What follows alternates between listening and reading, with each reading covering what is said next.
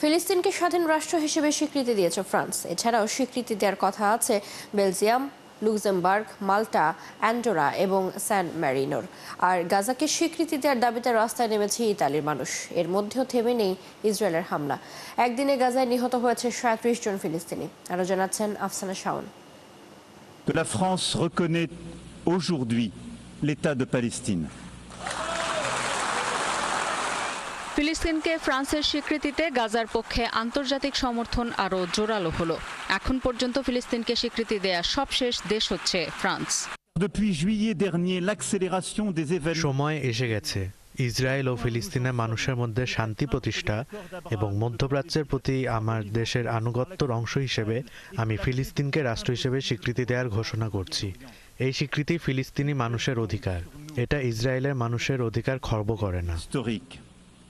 তবে অধিবেশনে ফিলিস্তিনি প্রতিনিধিদের আসতে না দেয়ায় অসন্তোষ জানিয়েছেন জাতিসংঘ মহাসচিব। বিকল্প কি?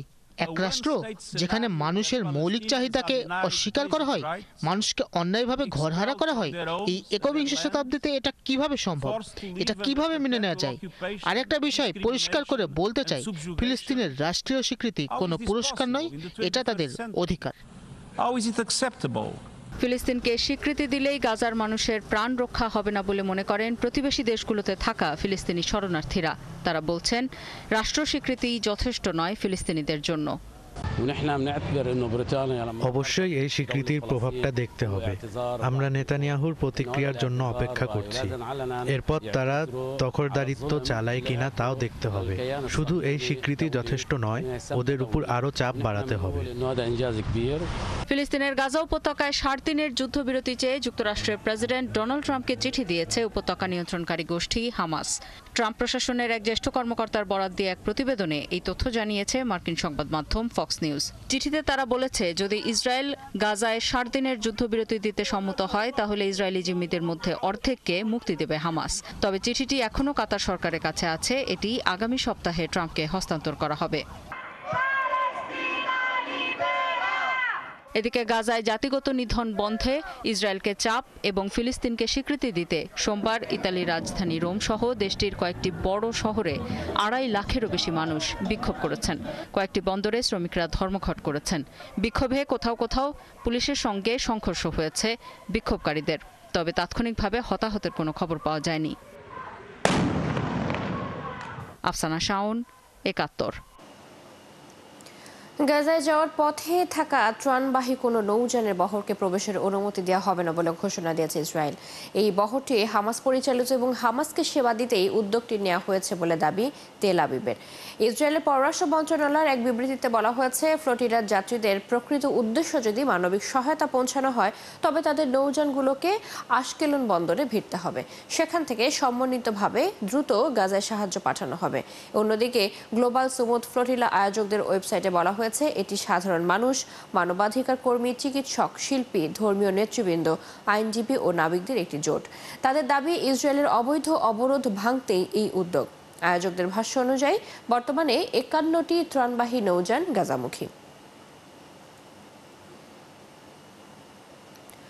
গাজা থেকে ইসরায়েলের রকেট হামলা হয়েছে বলে দাবি করেছে ইসরায়েলের সামরিক বাহিনী। সোমবার ইসরায়েলের নাহাল ওজ এলাকায় ওই ক্ষেপণাস্ত্র আঘাত এনেছে, তবে তাৎক্ষণিকভাবে ক্ষয়ক্ষতি কিংবা হতাহতের কোনো তথ্য পাওয়া যায়নি। ইসরায়েলের সেনাবাহিনী বলেছে, গাজা সিটি থেকে ইসরায়েলে একটি ক্ষেপণাস্ত্র ছোড়া হয়েছে। বর্তমানে গাজার দখল নিতে সেখানে বড় ধরনের স্থল অভিযান পরিচালনা করছে ইসরায়েলি বাহিনী। সোমবার ইসরায়েলি সেনাবাহিনীর এক বিবৃতিতে বলা হয়, গাজা থেকে নাহাল ওজ এলাকার দিকে ছোড়া একটি ক্ষেপণাস্ত্র শনাক্ত করা হয়েছে। ক্ষেপণাস্ত্রটি প্রতিহত করার চেষ্টা করা হয়েছে এবং এর ফলাফল যাচাই করা হচ্ছে। তবে এখনো পর্যন্ত কোনো গোষ্ঠী এই হামলার বিষয়ে দায় স্বীকার করেনি। গত কয়েক সপ্তাহ ধরে গাজার ক্ষমতাসীন গোষ্ঠী হামাসকে উচ্ছেদ করার লক্ষ্যে ওই নগরীতে ব্যাপক বিমান হামলা ও স্থল অভিযান পরিচালনা করছে ইসরায়েল। ফিলিস্তিনকে রাষ্ট্র হিসেবে স্বীকৃতি দেওয়ার প্রতিশোধ না নিতে ইসরায়েলকে সতর্ক করেছে যুক্তরাজ্য।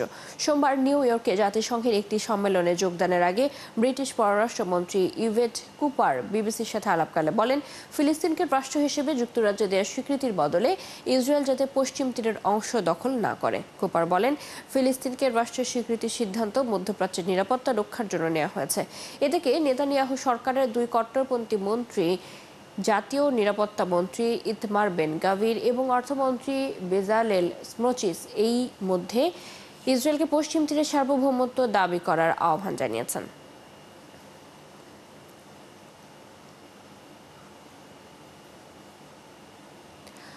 যুক্তরাজ্য, কানাডা ও অস্ট্রেলিয়ার মতো ইসরায়েলের ঘনিষ্ঠ মিত্র দেশগুলো ফিলিস্তিনকে আনুষ্ঠানিকভাবে রাষ্ট্র হিসেবে স্বীকৃতি দিয়েছে। এই পদক্ষেপ বিশ্বজুড়ে ফিলিস্তিনের পক্ষে সমর্থন বাড়ালেও বিশ্লেষকদের মতে একটি নতুন ও জটিল প্রশ্ন সামনে এসেছে, আর তা হলো কে এই রাষ্ট্রের নেতৃত্ব দেবে। এর আগে 151টিরও বেশি দেশ ফিলিস্তিনকে রাষ্ট্র হিসেবে স্বীকৃতি দিয়েছিল, তবে যুক্তরাজ্য এবং অন্য দেশগুলোর এই স্বীকৃতিকে অনেকে একটি গুরুত্বপূর্ণ মুহূর্ত হিসেবে দেখছেন। বিস্তারিত মনিরুজ্জামান বাবুর রিপোর্টে। ৭৭ বছরের ভৌগোলিক বিচ্ছিন্নতা এবং 18 বছরের রাজনৈতিক বিভাজন, পশ্চিম তীর এবং গাজা উপত্যকা বিচ্ছিন্ন হওয়ার জন্য দীর্ঘ সময়।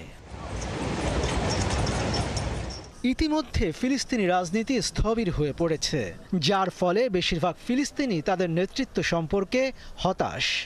সবশেষ প্রেসিডেন্ট নির্বাচন হয়েছিল 2006 সালে, তাই বিশ্লেষকরা বলছেন এই মুহূর্তে প্রয়োজন নতুন নেতৃত্বের। 2007 সালের পর থেকে গাজায় হামাস এবং পশ্চিম তীরে ফিলিস্তিনি কর্তৃপক্ষ পিএর পৃথক শাসন ব্যবস্থা চলছে, যা রাজনৈতিক বিভাজনকে আরও গভীর করেছে। 2023 সালের অক্টোবরে গাজায় শুরু হওয়া যুদ্ধের পরিপ্রেক্ষিতে বিষয়টি আরও তীব্র হয়ে উঠেছে। পশ্চিম তীরে অবস্থিত সদর দপ্তর থেকে মাহমুদ আব্বাসের ফিলিস্তিনি কর্তৃপক্ষ মূলত অসহায় দর্শকের ভূমিকায় অবতীর্ণ। তবে ফিলিস্তিনিরা সম্ভাব্য ভবিষ্যৎ নেতা হিসেবে যার কথা ভাবছেন তিনি মারওয়ান বারগুতি। দ্বিতীয় ফিলিস্তিনি বিদ্রোহের সময় 5 জন ইসরায়েলি নিহত হওয়ার পরিকল্পনার অভিযোগে তাকে গ্রেপ্তার করে ইসরায়েল। 2002 সাল থেকে তিনি ইসরায়েলি কারাগারে আছেন। পশ্চিম তীর ভিত্তিক ফিলিস্তিনি centre for policy and survey রিসার্চের সাম্প্রতিক এক জনমত জরিপে দেখা গেছে যে 50% ফিলিস্তিনি বারগুতিকে রাষ্ট্রপতি হিসেবে বেছে নিতে চান। বারগুতি কারাগারে, মাহমুদ আব্বাসের 90 বছর বয়স। হামাস প্রায় ধ্বংসপ্রাপ্ত এবং পশ্চিম তীর কয়েক টুকরো হওয়ায় এটা স্পষ্ট যে ফিলিস্তিনের নেতৃত্ব এবং সংহতির অভাব রয়েছে। কিন্তু এর অর্থ এই নয় যে আন্তর্জাতিক স্বীকৃতি অর্থহীন। কাগজে কলমে ফিলিস্তিনি রাষ্ট্র বলে কিছু নেই, তবে রাষ্ট্র হিসেবে বহু দেশ এই ভূখণ্ডকে আন্তর্জাতিক স্বীকৃতি দিয়েছে।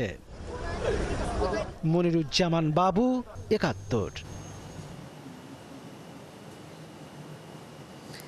সরকার বিরোধী বিক্ষোভে উত্তাল ব্রাজিল, পেরু ও ফিলিপাইন। ব্রাজিলে পার্লামেন্টে প্রস্তাবিত বিতর্কিত অ্যামনেস্টি বিলের প্রতিবাদে বিক্ষোভ করেছে হাজার হাজার মানুষ। অন্যদিকে পেরুতে বিক্ষোভকারীরা রাস্তায় নেমে আসলে সংঘর্ষ বাধে পুলিশের সাথে। এ সময় আহত হয় অন্তত 18 জন। আর ফিলিপাইনে দুর্নীতি বিরোধী বিক্ষোভে পুলিশ ও বিক্ষোভকারীদের সংঘর্ষের পর 200 জনের বেশি মানুষকে গ্রেপ্তার করেছে দেশটির পুলিশ। বিস্তারিত শারমিন স্বপ্নার রিপোর্টে। বিক্ষোভে উত্তাল লাতিন আমেরিকার দেশ Brazil. Rio de Janeiro, Sao Paulo ও ব্রাসিলিয়ার সড়কে প্রতিবাদের জন্য জড়ো হন হাজার হাজার মানুষ। বিতর্কিত অ্যামনেস্টি বিল সংসদে পাশ হলে শাস্তি মওকুফ হতে পারে ব্রাজিলে অভ্যুত্থানের ষড়যন্ত্রের অভিযোগে আটক সাবেক প্রেসিডেন্ট জেইর বলসোনারোর। এরই জেরে বিক্ষোভে ফেটে পড়ে দেশটির নাগরিকরা। বিলের প্রতিবাদে রবিবার বিক্ষোভ মিছিলের আয়োজন করে দেশটির বামপন্থী ও শিল্পী গোষ্ঠীর সদস্যরা। সাও পাওলো ও ব্রাসিলিয়ার পাশাপাশি রাজধানী রিওর অন্তত 22 এলাকায় বিস্তৃত হয় বিশাল এ প্রতিবাদ সমাবেশ। এদিকে রবিবারও সরকার বিরোধী বিক্ষোভে উত্তাল হয়ে ওঠে লাতিন আমেরিকার দেশ পেরু। শত শত বিক্ষোভকারী রাস্তায় নেমে আসে। এ সময় সংঘর্ষে পুলিশ কর্মকর্তা ও সাংবাদিক সহ অন্তত 18 জন আহত হয়। বেশ কয়েকটি জনমত জরিপে দেখা গেছে দেশটির সরকার ও পার্লামেন্টের বেশিরভাগ সদস্যকে দুর্নীতিগ্রস্ত মনে করে জনগণ। অন্যদিকে গত সপ্তাহে পেরুর পার্লামেন্ট নতুন একটি আইন পাশ করে। এতে বলা হয় তরুণদের বাধ্যতামূলকভাবে একটি বেসরকারি পেনশন তহবিলে যুক্ত হতে হবে। অথচ অনেক তরুণ তরুণী অনিশ্চিত কর্মসংস্থানের মধ্যে রয়েছে।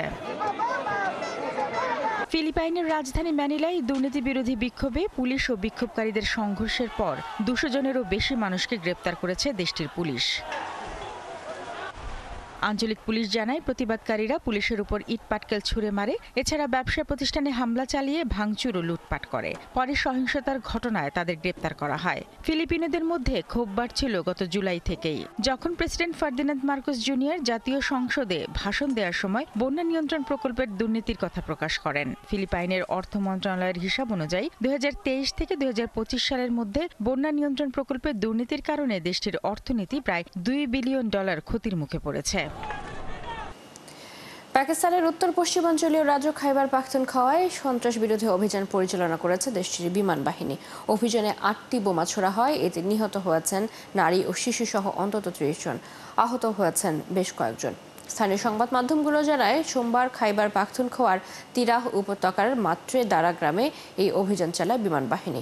এই হামলায় নিহত হন অন্তত 30 জন। নিহতদের সবাই বেসামরিক বলেও জানায় তারা। খাইবার পাখতুনখোয়া রাজ্যটি পাকিস্তানের তালেবানপন্থী সশস্ত্র গোষ্ঠী তেহরিক-ই-তালেবান পাকিস্তানের টিটিপির ঘাঁটি অঞ্চল। সন্ত্রাসী হামলা ও তৎপরতার জন্য বেশ কয়েক বছর আগে গোষ্ঠীটিকে নিষিদ্ধ ঘোষণা করেছে ইসলামাবাদ।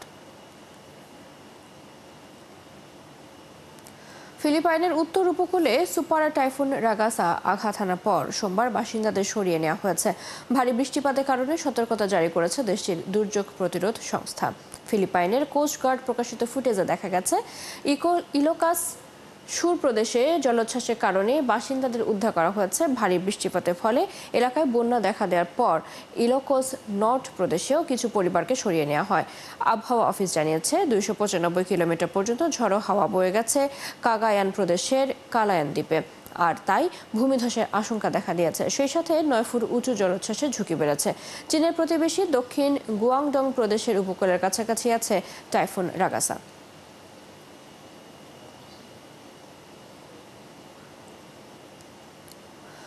যুক্তরাষ্ট্রের নতুন ভিসা ফি নিয়ে যখন আতঙ্ক ও বিভ্রান্তি ছড়িয়েছে, তখন চীন মেধাবী বিদেশিদের জন্য নতুন ভিসা নীতি কার্যকর করতে চলেছে। বিদেশি মেধা টানতে সচেষ্ট হচ্ছে যুক্তরাজ্য। মেধাবীদের জন্য ভিসা ফি তুলে নেওয়ার কথা ভাবছে এই দুই দেশ। 1 অক্টোবর থেকে নতুন কে ভিসা কার্যকর করতে চলেছে চীন। চীনের কে ভিসা যোগ্য তরুণ বিজ্ঞান ও প্রযুক্তি পেশাজীবীদের জন্য উন্মুক্ত থাকবে। এদিকে সারা বিশ্ব থেকে উচ্চ মেধাবী ও দক্ষদের আকর্ষণ করতে গ্লোবাল ট্যালেন্ট ভিসার ফি কমানো কিংবা পুরোপুরি বাতিল করার উদ্যোগ নিতে যাচ্ছে যুক্তরাজ্য। সেই সাথে ভিসা প্রক্রিয়া আরও সহজ করার পরিকল্পনার কথাও ভাবছে কিয়ার স্টারমারের সরকার। বর্তমানে যুক্তরাজ্যে গ্লোবাল ট্যালেন্ট ভিসার খরচ তুলনামূলক কম। একজনের জন্য 766 ইউরো ও স্বাস্থ্যসেবার জন্য অতিরিক্ত 1035 ইউরো। তবে নতুন প্রস্তাব বাস্তবায়িত হলে এই অর্থ পরিশোধের প্রয়োজন হবে না।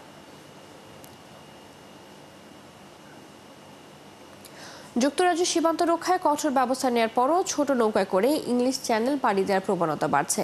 একদিনে 1072 জন অভিবাসী যুক্তরাজ্যে পৌঁছেছেন। ব্রিটিশ স্বরাষ্ট্র মন্ত্রণালয় বলেছে 13টি ছোট নৌকায় করে অভিবাসীরা ফ্রান্সের উত্তর উপকূল থেকে যাত্রা শুরু করেছিলেন। তাদের সবাই যুক্তরাজ্যে ঢুকেছেন। এদিকে ফ্রান্স যুক্তরাজ্য অভিবাসন চুক্তির আওতায় 1 in 1 out নীতিতে এরই মধ্যে 3 জন অভিবাসীকে ফ্রান্সে ফেরত পাঠানো হয়েছে। বিনিময়ে খুব শিগগিরই ফ্রান্স থেকে বৈধ আবেদনকারীদের যুক্তরাজ্যে নেওয়া হবে বলে জানানো হয়েছে। চলতি বছর এখনো পর্যন্ত 30,000-এরও বেশি অভিবাসী ইংলিশ চ্যানেল পাড়ি দিয়ে যুক্তরাজ্যে পৌঁছেছেন। এই সংখ্যা গত বছরের একই সময়ের তুলনায় 37 ভাগ বেশি। ডেনমার্কের আকাশে ড্রোন দেখা দেওয়ার পর কোপেনহেগেন বিমানবন্দর বন্ধ করে দিয়েছে কর্তৃপক্ষ। এতে প্রায় 15টি ফ্লাইট অন্যান্য বিমানবন্দরে জরুরি অবতরণ করতে বাধ্য হয়েছে বলে জানিয়েছে পুলিশ ও বিমানবন্দর কর্তৃপক্ষ। বিমানবন্দরের মুখপাত্র লিসে আগারলে কুরস্টেইন জানান, রাত 8:30 থেকে কোপেনহেগেন বিমানবন্দরের আকাশ সীমায় 2 থেকে 3টি অজ্ঞাত ড্রোনে দেখা যায়। ফলে বন্ধ রয়েছে ফ্লাইট চলাচল। ফ্লাইটগুলোকে অন্য বিমানবন্দরে সরিয়ে নেওয়া হয়েছে। তবে এই ড্রোনগুলো সামরিক না বেসামরিক তা নিশ্চিত করে বলতে পারেননি বিমানবন্দর কর্তৃপক্ষ।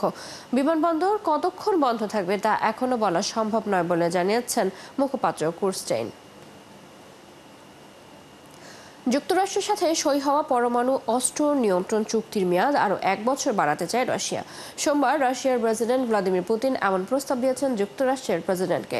রাশিয়ার প্রেসিডেন্ট পুতিন ক্রেমলিনের নিরাপত্তা পরিষদের ভাষণে বলেন, রাশিয়া 2026 সালের 5 ফেব্রুয়ারির পর 1 বছর পর্যন্ত নিউ স্টার্ট চুক্তির শর্ত মেনে চলতে প্রস্তুত। এরপর পরিস্থিতি বিশ্লেষণ করে সিদ্ধান্ত নেওয়া হবে এই বিধিনিষেধ বজায় রাখা হবে কিনা। তবে যুক্তরাষ্ট্র একইভাবে আচরণ করলেই কেবল এই উদ্যোগ কার্যকর হবে। নিউ স্টার্ট START চুক্তির মেয়াদ বাড়ানোর প্রস্তাব যুক্তরাষ্ট্রের সাথে অস্ত্র নিয়ন্ত্রণ নিয়ে রাশিয়ার আলোচনার পথও সুগম করবে বলে পুতিন উল্লেখ করেছেন। তিনি এও বলেন, যুক্তরাষ্ট্র প্রতিরক্ষা সক্ষমতার বিদ্যমান ভারসাম্য ক্ষুণ্ণ বা লঙ্ঘন করার মতো কিছু না করলে এই পদক্ষেপ কার্যকর হবে। শৈশবকালীন টিকা এবং গর্ভকালে ব্যথার ওষুধ টাইলেনন ব্যবহারকে অটিজমের কারণ বলেছেন ডোনাল্ড ট্রাম্প, কিন্তু এর কোনো বৈজ্ঞানিক ভিত্তি নেই বলে জানিয়েছেন চিকিৎসকরা। হোয়াইট হাউসে সোমবার এক সংবাদ সম্মেলনে রিপাবলিকান রাষ্ট্রপতি অন্তঃসত্ত্বা নারী ও শিশুদের বিষয়ে চিকিৎসা পরামর্শ দেন। বলেন, অন্তঃসত্ত্বা নারী ও শিশুদের ব্যথানাশক ওষুধ ব্যবহার করা উচিত নয়। তিনি এও বলেন, যদিও তিনি ডাক্তার নন, তবে চিকিৎসার বিষয়ে তার কিছু পরামর্শ আছে। এই বিষয়ে সমালোচনা শুরু হলে অটিজম বিশেষজ্ঞ এবং অস্টিন বিশ্ববিদ্যালয়ের গবেষকরা জানান, অ্যাসিটামিনোফেন অন্তঃসত্ত্বা নারীদের জন্য নিরাপদ। এই ছিল এখনকার আয়োজনে। বিশ্বের নানা প্রান্তের নানা রকম খবর নিয়ে দুপুর 1টায় আবারও হাজির হবে বিশ্বজোগ। চোখ রাখুন 71 ফেসবুক পেজে, সাবস্ক্রাইব করুন 71 ইউটিউব চ্যানেল। 71 সাথে থাকুন।